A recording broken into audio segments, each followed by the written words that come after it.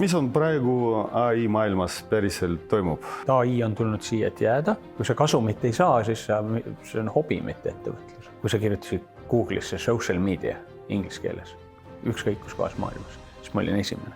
AI on kaugel sellest, ta isegi ei ole esimese kümnendiku peal oma maksimumpotentsiaalist.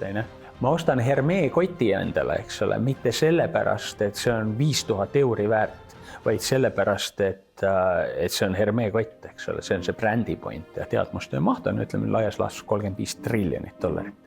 Ja nüüd Google, Microsoft, Anthropic, OpenAI, need tahavad selle omale võtta. Lihtsalt kellelgi ei olnudki nagu muud küsida, et kui nad tahtsid infot, siis kuskil internetist otsisid, siis leidsid mind üles, siis küsisid ja selle tõttu tulid ka mingid Eesti mobiiltelefon, Telia, ütleme, ja mingid sellised kliendid. Millised ametid võib-olla hakkavad kõige väärtuslikumad? Juhtimine, nagu see, et keegi peab otsustama, kas me siis 5 aasta pärast turundame sulle või me turundame sinu agendile. Ma olen AI usku ja ma arvan, et AI toob lähiaega, see, et meil võib olla buum ja see mingi aeg kukub tagasi, aga pikas plaanis see lendab kõrgele. Kui sa teed ainult protsessid korda, ilma et sa mingit AI-d kasutaks, siis sul läheb käive üles.